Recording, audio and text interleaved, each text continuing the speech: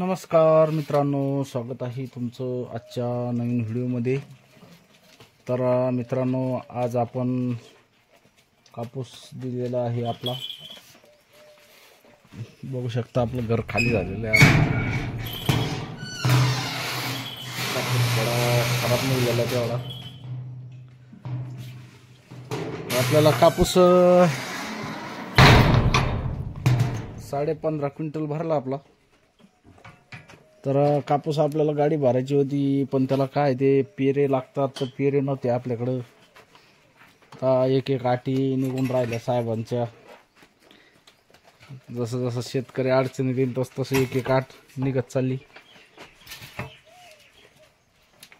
तर बघा शेळ्या कशा दिसतात आपल्या आता, कारण की यांना काय झालं मित्रांनो, आता घास सुरू झालेला आहे खाण्यासाठी।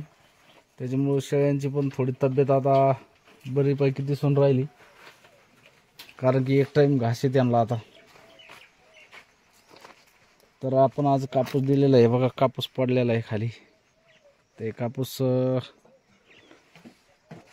आणि आता आपल्याला तुम्हाला एक गोष्ट सांगतो, शेतकरी मित्र शेळी पालकांनो, तुम्ही जर शेळी पालन करायचं असेल इथून समोर, तर तुम्हाला बुसकटाचे साठवण करणं गरजेचं आहे। हे बघा बुसकट आपण त्या दिवशी गाडीमध्ये आणलं होतं, हे पिकअपमध्ये साडवूनच्या गावाहून आणलेलं आहे।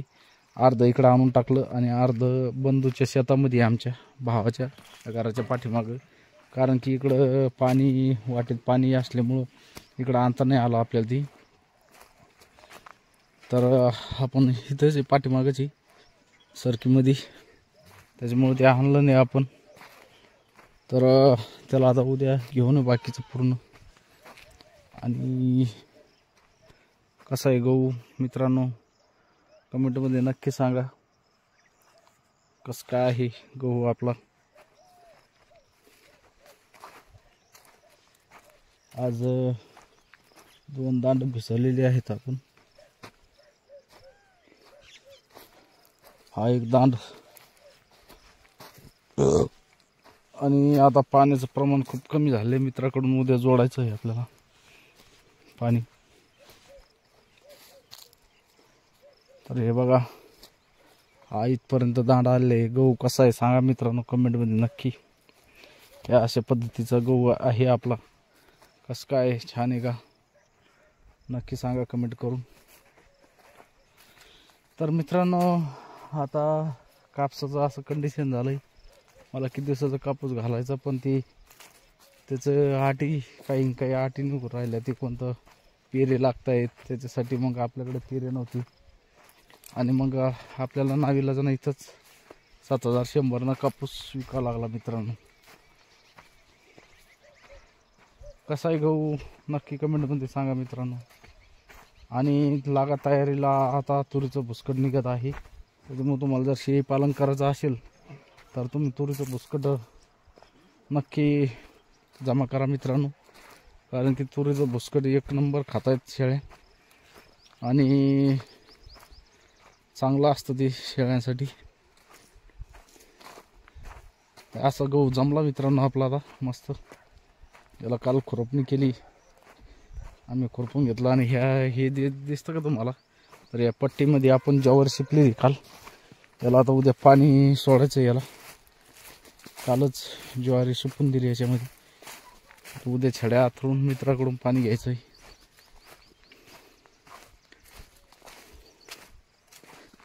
असा आहे गहू मित्रांनो आपला।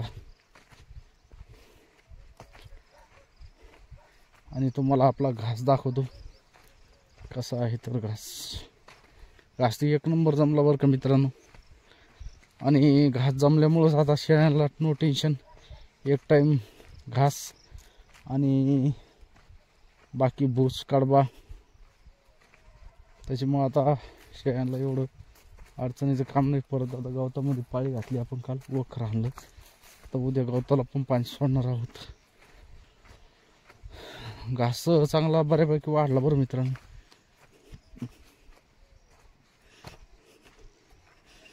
हे बघा असा घास जमला आहे आपला, बघू शकता तुम्ही कसा घास येतो, आहे का। याला परत आपण DAP टाकलंय खताच, डबल टाकून दिलं खत. आता इतकाच घास जर म्हणलं तर शेळ्याला भरपूर होतोय. वाढ पण खूप होऊन राहिली आता मस्त. थोडं गवत आहे तर टाचणी मारणं चालू आहे त्याला. गवत होतं जारसक होतं जास्त, एवढं तेवढं गवत. आता परत खायला येतं तोपर्यंत माग समोरचा इतके आता किती दांड राहिली, 4-5-4.5 दांड राहिलेत. 4.5 म्हणलं तर 9 दिवस जातात. 9-10 दिवसामध्ये परत हे पाठीमाग खायला येतं. अशा पद्धतीनं नियोजन चालू आहे आपलं.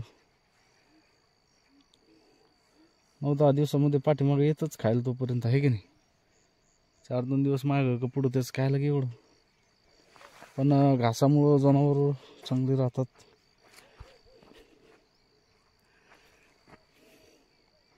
कसा आहे घास नक्की सांगा मित्रांनो. रोही परेशान करताय, तरी नाही आले म्हणा. इथून गेलेला दिसतंय एक रोही, पण काही खाल्लेलं दिसत नाहीये. सरळ गेलेला दिसतोय तो,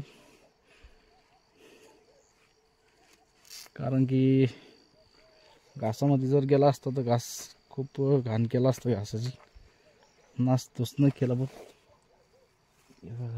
हे आपण असे साड्या हे केलेत. 1 मिनिट. असा आहे घास मित्रांनो. कमेंटमध्ये नक्की सांगा कसं काय नाही तर. आणि आमचे वडील आले तिकडे. आता ही याला खुरपणी केली, वडील कोठ्यावरती. चला तर आपण तिकडे जाऊया आता. आणि व्हिडिओ आवडल्यास मित्रांनो व्हिडिओला लाईक करा, आणि नवीन असाल तर सबस्क्राईब करा. आणि हो, आज 26 जानेवारी गणतंत्र दिवसाच्या तुम्हाला व तुमच्या सर्व परिवाराला हार्दिक शुभेच्छा.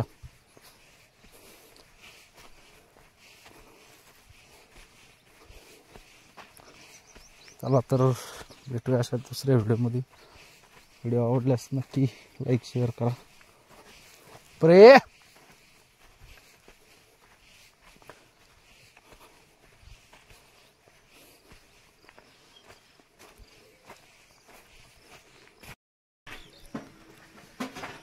तर मित्रांनो, तुम्ही पण असं भुसाचं नियोजन करून ठेवा, जेणेकरून तुम्हाला समोर चालून अडचण येणार नाही. त्याच्यामुळे आता सध्या तुरीची फुसं भेटत आहेत.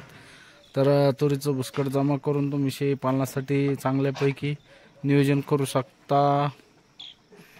मग आपल्या शेळ्या कशा आबाद झाल्यात मित्रांनो. घास काहीतरी पाहिजे शेळ्यांना, गवत एक टाईम, तेव्हा चांगल्यापैकी आबाद राहतात शेळ्या. बघा टामटूम झाली आमची, कशी दिसते बघा शेळी.